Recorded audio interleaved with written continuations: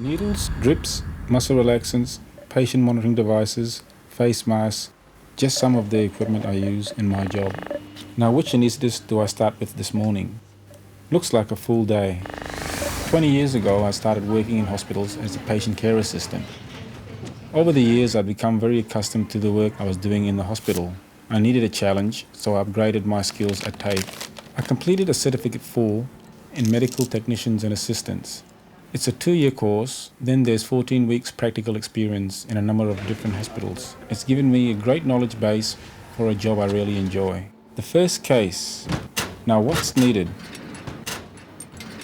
This is the repetitive part of the job, but things can get really stressful with emergency patients. Is this gauge reading correctly? Being competent with all equipment is very important. Everybody's busy, so you have to be thorough and take responsibility for your own actions.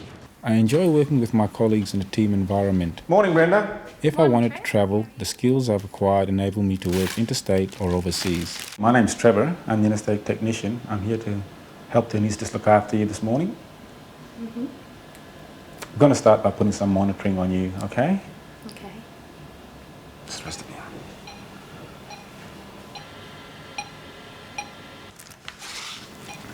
I'm just going to connect it up. Okay.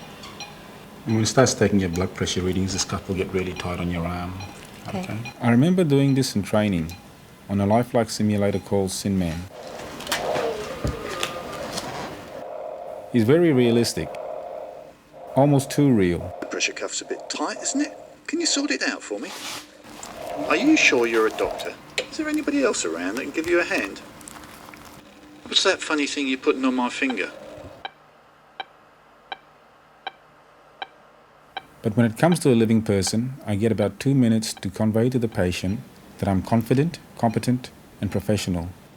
You're going to be fine. You've got a highly skilled team looking after you today. Relax. Okay. Good morning. Good morning, Royce. Anything specially required for this case?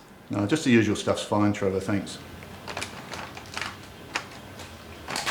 Okay, this is a little bit of oxygen we want you to breathe just before you go off to sleep. It's just fresh air. Okay, off to sleep now.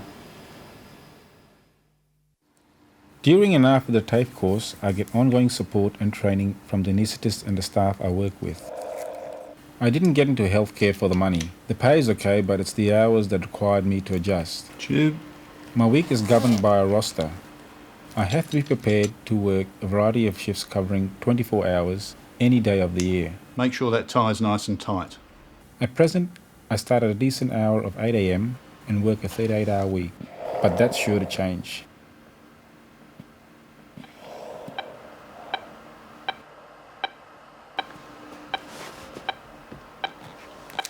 When I first started and I heard I'd be working with a bear hugger, I didn't know what to expect. Now I know it's an industry term for an air-filled heated blanket.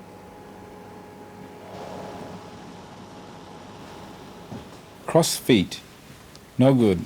That will hinder circulation and can cause injury. A maintenance period follows the procedure. This is when I restock consumables.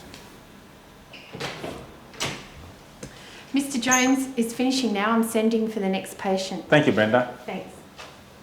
I'm also responsible for patient data entry. Stomach's calling. Lunch is generally any time I can fit it in. Back into it. Time to set up for the next patient.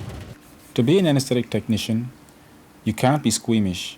You must be observant, level-headed, and have a methodical approach to your work. But if you like helping people and can handle irregular hours, then this job is very rewarding.